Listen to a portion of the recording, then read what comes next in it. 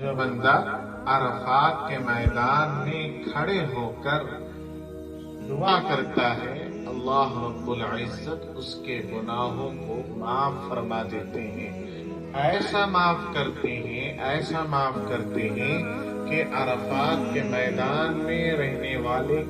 ہر آدمی کی مغفرت ہو جاتی ہے، حتیٰ کہ اگر کوئی وہاں کھڑے ہو کر یہ سوچے کہ میرے گناہ ابھی بھی معاف نہیں ہوئے، اس سے بڑا گنہگار کوئی نہیں ہے۔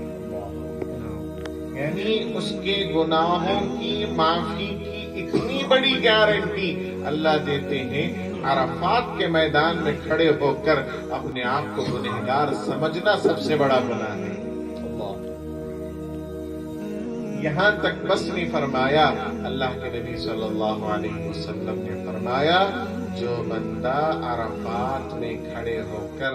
جس کا نام لے کر دعا کرتا ہے اللہ اس کی بھی مغفرت فرما دیتے ہیں۔ اس کے لیے الحمدللہ آپ سب کے لیے میرے لیے خوشخبری ہے، انشاءاللہ میں نے کچھ احباب ایسے تیار کیے ہیں جو اس مرتبہ الحمدللہ حج پر ہیں،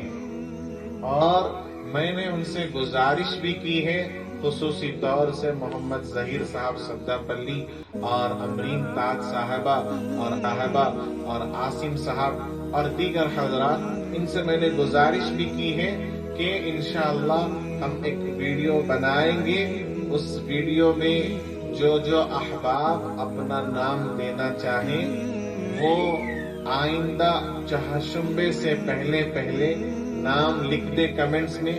جتنے نام لکھنا چاہیں لکھ دے چہارشنبے سے پہلے، اس لیے کہ عرفات کا دن وہاں کے لیے جمعہ کا دن ہوگا۔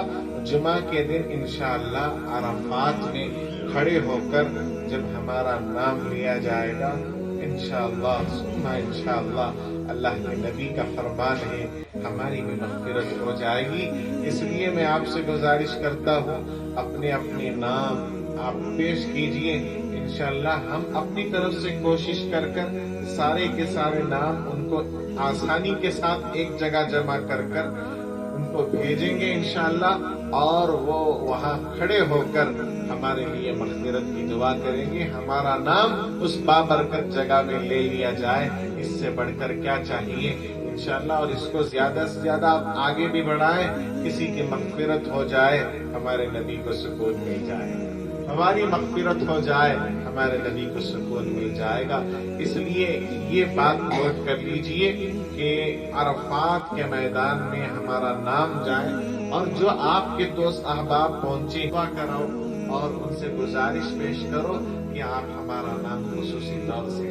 لیجئے، اس لیے کہ وہ جگہ ایسی ہے جہاں بندہ اپنے آپ کو بھی بھول جاتا ہے۔ اگر ہم